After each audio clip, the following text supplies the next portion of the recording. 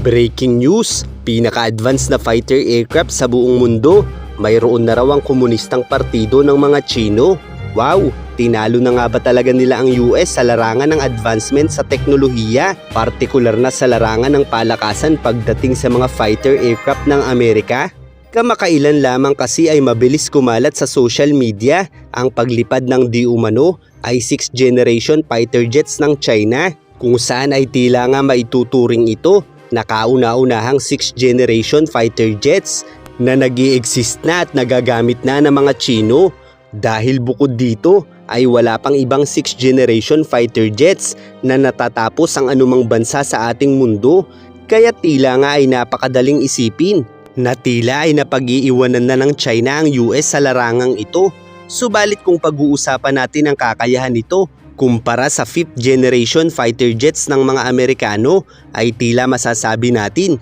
na paurong na ang henerasyon ng mga Chino. Dahil ang numbering system na ginagamit para sa mga fighter jets na tinatawag na generation classification o fighter jet generation ay naglalarawan ng mga teknolohikal na pag-unlad at mga kakayahan na ipinapakita sa bawat bagong modelo ng jet o aircraft. Sa madaling salita, kung mayroon ng 6th generation fighter jets ang China, ay nangangahulugan nito na may mas higit pa itong kakayahan kumpara sa mga 5th generation fighter jets o aircraft. Subalit ang di umano 6th generation fighter jets na ito mula sa China ay tila nga hindi pa maituturing na 6th generation fighter jets. Dahil bukod sa paglipad pa lamang ang ipinapakita nito, ay tila nga bagsak rin ito sa stealth capability na kayang higitan ng napakaraming 5th generation fighter aircraft ng mga Amerikano. At kung titingnan nga nating mabuti ay tila katulad lamang ito ng B-2 Spirit Bomber ng mga Amerikano na nagamit na noon pang 1997, kung saan kahit halos magkasing laki lamang ito ay mas madaling naglalaho sa paningin ang B-2 Spirit Bomber ng mga Amerikano na nagpapatunay ng kahusayan ng stealth capability nito, habang ang J-36 na ito ay tila nagagamit lamang ang stealth capability kapag nahaharangan na ng building gaya ng ipinapakita sa video. Ang stealth capability kasi ng isang aircraft ay nakasaalang-alang sa napakaraming aspeto gaya ng disenyo, mga materyales na ginamit sa aircraft hanggang sa kaliit-liitang bahagi nito. Kaya naman kapag tumama na kahit sa maninipis na ulap ang B-2 Spirit Bomber ng US, ay madaling napupunta ang mga ulap na ito at naiipon sa likurang bahagi ng aircraft na nagkukubli sa aircraft na ito, habang ang J-36 naman na ito mula sa China, bukod sa tila ay lipad saranggola lamang ang ipinapakita, ay malinaw na napaka-visible nito kahit nasa napakalayong distansya. Kaya't sa madaling salita ay tila wala itong kwenta dahil maituturing lamang itong isang palabas na paboritong gawin ng China.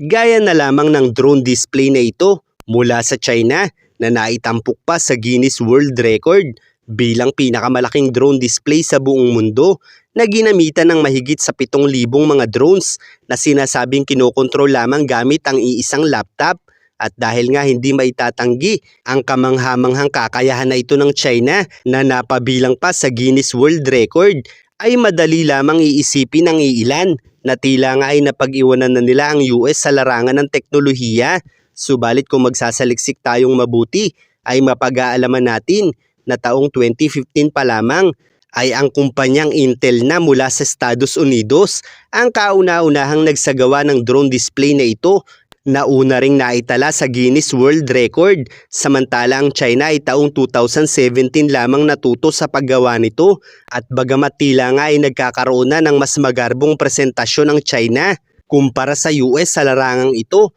ay hindi ito nangangahulugang mas advanced na ang mga Chino dahil sadyang magkaiba ang prioridad ng dalawang bansang ito, kung saan ang China ay maaaring tawagin bilang techno-strategic innovator dahil ginagamit nila ang teknolohiya sa entertainment upang ipakita ang kanilang kakayahan at pag-unlad na maaaring magbigay ng impresyon para sa iba na mataas ang antas ng kaalaman nila, kabilang na sa larangan ng militar. Samantala ang Amerika naman ay maaaring tawaging techno-security strategist dahil mas nakatuon sila sa paggamit ng makabagong teknolohiya para sa security, military at intelligence operations. dahil ang kanilang diskarte ay madalas na nakatuon sa proteksyon at geopolitical advantage kaysa sa paglikha ng mga palabas o entertainment.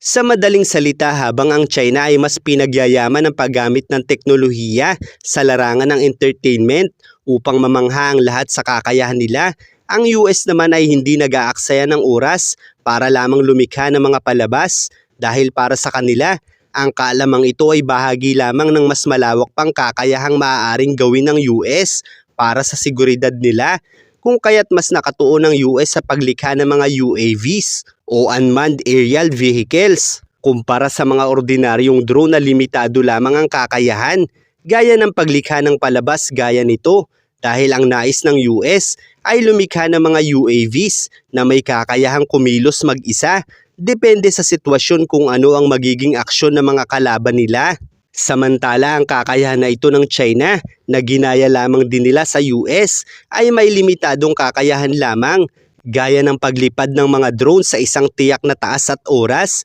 at hindi maaaring kontrolin ng malayuan gaya ng mga UAVs ng Amerika na maaaring gamitin sa isang aktwal na digmaan, at may kakayahang magdala ng malalakas na sandata, kung saan ang estratehiyang ito ang pinagyayaman ngayon ng US na magiging bahagi ng 6th generation fighter jets na kasalukuyang ginagawa nila. Hindi gaya ng China na basta mayroon lamang maipakita ay gagastusan na nila, upang ang mga mahihilig sa magagandang atraksyon ay mapapahanga nila, kung saan ay nagiging daan ito sa paghanga ng mas maraming tao para sa kanila, kung kaya't marami ang nabubudol sa mga produkto ng China. Kaya't malabo ang iniisip ng iba na dahil lamang sa mga drone display at 6th generation fighter jets kuno ng China ay mas advanced na sila kumpara sa Amerika, dahil sa kasalukuyan ay ang F-22 Raptor at ang F-35 Lightning II pa rin na pawang mga 5th generation fighter jets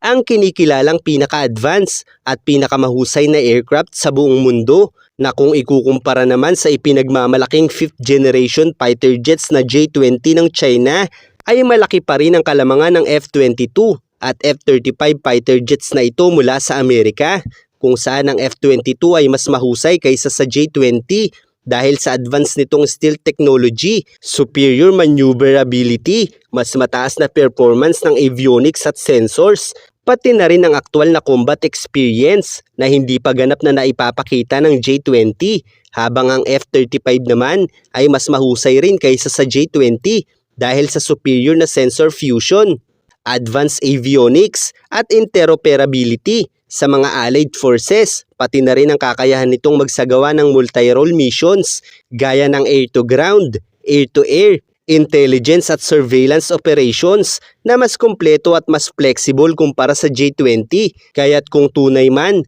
na mayroong 6th generation fighter jets na malilikha sa panahong ito, ito ay ang inaasahang endgod ng mga Amerikano na may kakayahang magdesisyon sa sarili nito base sa mga hakbang na gagawin ng mga kalaban nito, at hindi gaya nito na tila ay saranggola lamang na sobrang laki at baba ng lipad nito ay magagawa itong pabagsakin ng ENLO o Next Generation Light Anti-Tank Weapon ng NATO at mga Amerikano. Kaya't malinaw na hindi nawawala sa kultura ng mga Tsino ang paggamit ng mga palamuti para hangaan ng mga tao, dahil sa paraang ito ay marami silang naluloko.